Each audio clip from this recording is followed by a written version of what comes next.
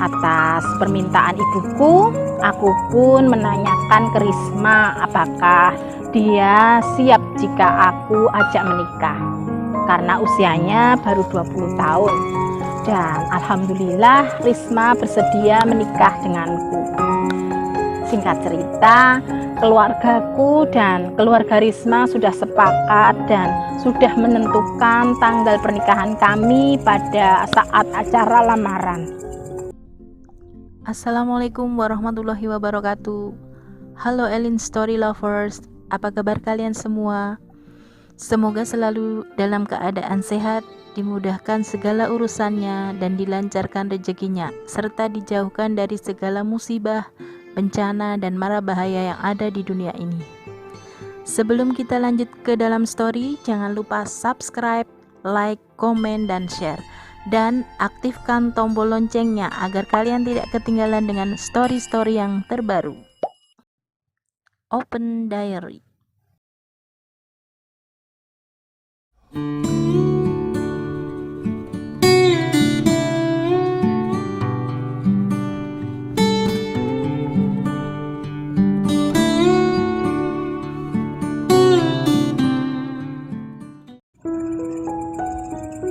Assalamualaikum warahmatullahi wabarakatuh. Halo Elin Story Lovers, apa kabar kalian hari ini?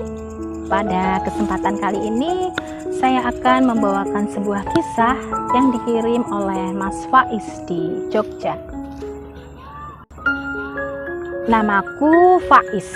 Aku tinggal di sebuah wilayah di daerah istimewa Yogyakarta.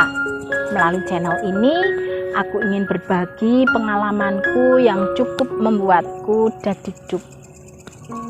Diary, tahun ini usiaku sudah masuk angka 27 tahun dan alhamdulillah aku sudah memiliki pekerjaan di bidang event organizer yang aku kelola bersama 3 orang temanku.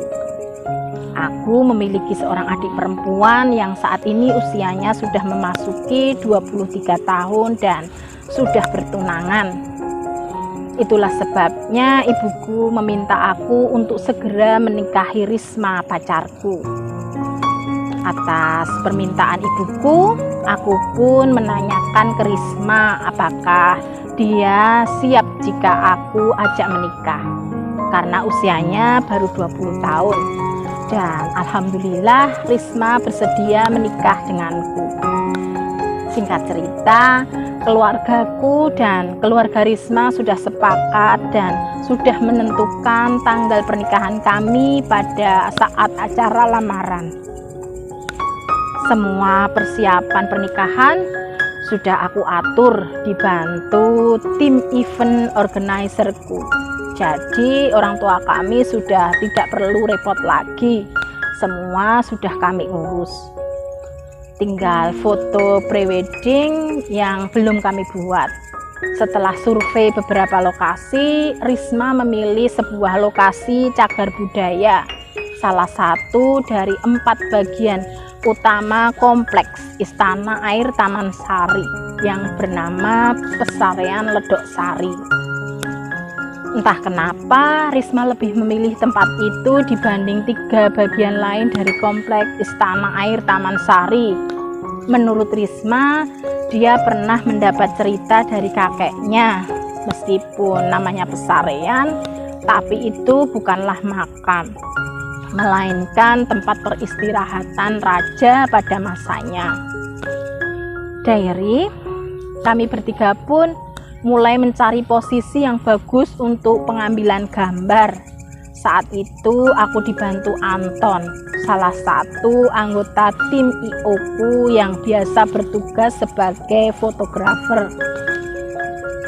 Setelah dirasa pas, aku dan Risma mulai akting untuk sesi pemotretan dan Anton pun mulai sibuk dengan kameranya.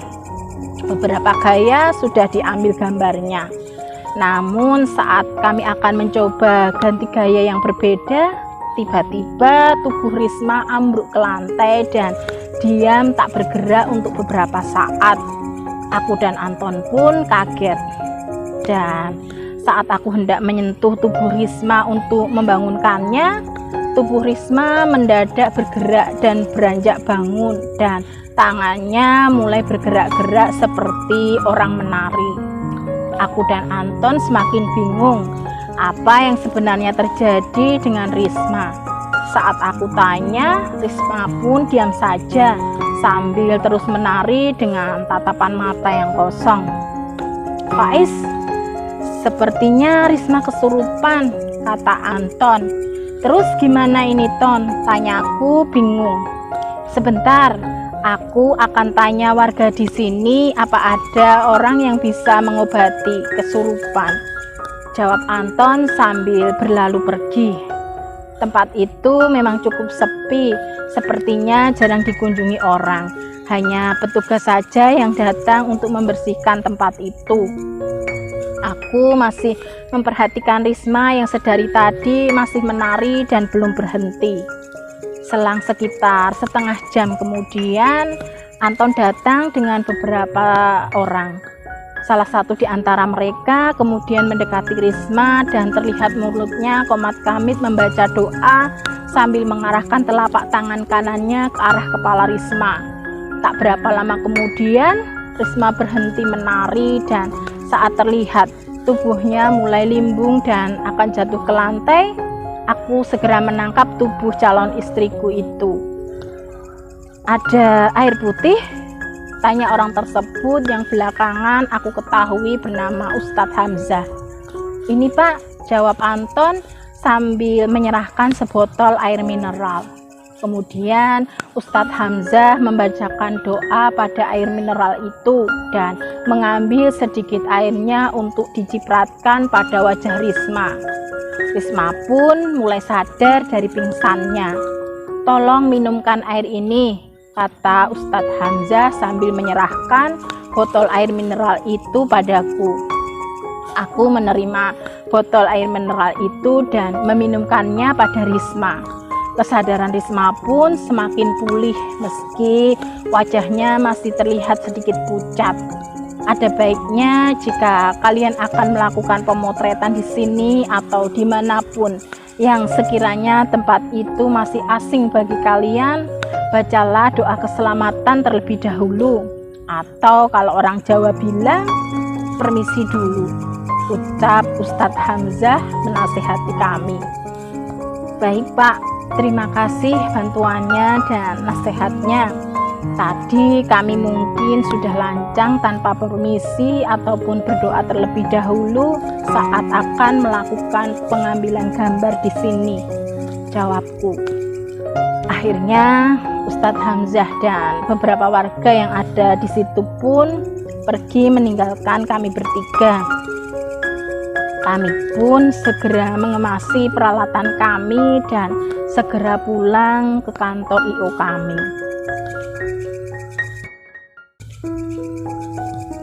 Demikian sebuah kisah yang dikirim oleh Mas Faiz di Jogja. Terima kasih Mas Faiz yang sudah berkenan membagikan kisahnya di Elin Story. Nah, buat kalian yang mempunyai kisah yang serupa dengan kisahnya Mas Faiz atau mempunyai pengalaman hidup yang tidak bisa kalian lupakan sepanjang hidup kalian, silahkan kalian kirim di elins.story@gmail.com. Terima kasih. Wassalamualaikum warahmatullahi wabarakatuh.